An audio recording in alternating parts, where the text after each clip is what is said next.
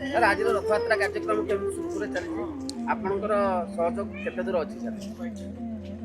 ମନ୍ଦିରର କାର୍ଯ୍ୟନିର୍ବାହୀ ଅଧିକାରୀ ହିସାବରେ ଆମର ଯେଉଁ ବାହୁଡ଼ା ଯାତ୍ରା ଆଜି ଚମ୍ପୁଆ ସ୍ଥିତ ଶ୍ରୀ ଶ୍ରୀ ଦଧିବାବନ ଯେଉଁ ପ୍ରଭୁ ଶ୍ରୀ ଜଗନ୍ନାଥଙ୍କର ଅନୁଷ୍ଠିତ ହୋଇଛି ଏବଂ ଏଥିରେ ପାଖାପାଖି ଚମ୍ପୁଆର ସମସ୍ତ ଜନସାଧାରଣ ଏଥିରେ ସହଯୋଗ କରିଛନ୍ତି। ଜଗନ୍ନାଥ କମିଟିର ସମସ୍ତ ସଦସ୍ୟ, ମନ୍ଦିର କମିଟିର ସମସ୍ତ ସଦସ୍ୟ ତଥା ବୁଦ୍ଧିଜୀବୀ ଆଉ ବିଭିନ୍ନ ଅନୁଷ୍ଠାନ ତଥା ଅର୍ଗାନାଇଜେସନ୍ ସମସ୍ତେ ଏଥିରେ ସହଯୋଗ କରୁଛନ୍ତି। ଆପଣମାନେ ଦେଖିପାରୁଥିବେ ଆଜି 10ରୁ 15,000 ଲୋକଙ୍କର ସମାଗମ ଆଜି ବାହୁଡ଼ା ଯାତ୍ରା ହୋଇପାରିଛି।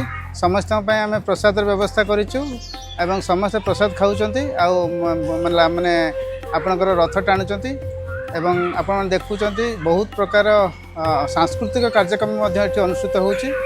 ଆଉ ଏସବୁ ପରିପ୍ରେକ୍ଷୀରେ ଆପଣ ଚମ୍ପୁଆବାସୀଙ୍କୁ ମୁଁ ସବୁ ଶ୍ରେୟ ଦେବି ଯେ ତାଙ୍କର ସମ୍ପୂର୍ଣ୍ଣ ସହଯୋଗରେ ଆଜି ବାହୁଡ଼ା ଯାତ୍ରା ଆଉ ରଥଯାତ୍ରା ସମ୍ପୂର୍ଣ୍ଣ ଭାବରେ ସୁଚାରୁ ରୂପେ ସମ୍ପାଦିତ ହୋଇପାରିଛି।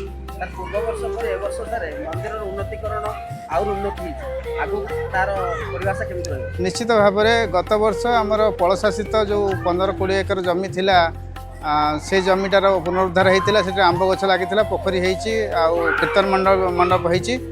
ଏଥର ଆପଣ ଦେଖୁଛନ୍ତି ଜଗନ୍ନାଥ ମନ୍ଦିରର ଚମ୍ପୁଆରେ ଗୁଡ଼ାଏ କାମ ହେଇଛି ଏବଂ ଆହୁରି ଅନେକ କାମ ହାତକୁ ନିଆଯାଇଛି ଆଉ ରଥଯାତ୍ରା ପରେ ପରେ ସେ କାମ ସବୁ ଆରମ୍ଭ ହେବ। ସାର୍ ପଳସାର ମାମୁଁ ଘରକୁ ଆଜି ବହୁତ ଆସିଛନ୍ତି, ଲୋକ ଆସିଛନ୍ତି, ତାର ଜନସଂଖ୍ୟା ଭଳିଆ ଲୋକ ଆସିଛନ୍ତି। ରଥଯାତ୍ରାରେ ବି ମଧ୍ୟ ଆସିଥିଲେ ଆଉ ଆଜି ବି ମଧ୍ୟ ଆସିଛନ୍ତି। ଆଉ ଏଇଟା ଗୋଟେ ମାନେ ପରମ୍ପରା ଆମେ ସୃଷ୍ଟି କରାଯାଇଛି ଯେ ପ୍ରଭୁ ଜଗନ୍ନାଥଙ୍କର ମାମୁଁ ଘର ଆଖ୍ୟା ଦିଆଯାଇଛି ପଳସା ଗ୍ରାମକୁ। ସେମାନେ ନିମନ୍ତ୍ରିତ ଅତିଥି, ସେମାନେ ଆସିଛନ୍ତି। ଗ୍ରାମର ପାଖାପାଖି 100-200 ଲୋକ ଆସିଛନ୍ତି ଭକ୍ତ ହିସାବରେ। ବହୁତ ଖୁସି ଲାଗୁଛି ତାଙ୍କୁ ଦେଖି। ଶ୍ରଦ୍ଧାଳୁମାନଙ୍କୁ ଶ୍ରେୟ କ'ଣ ରହିବ?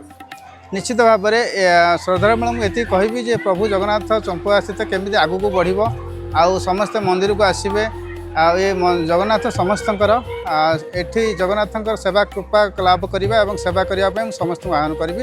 ଆପଣ ନିକୁଣ୍ଠ ଚିତ୍ତରେ ଆସିକି ଏଠି ସେବା କରନ୍ତୁ ପ୍ରଭୁଙ୍କର। ଧନ୍ୟବାଦ।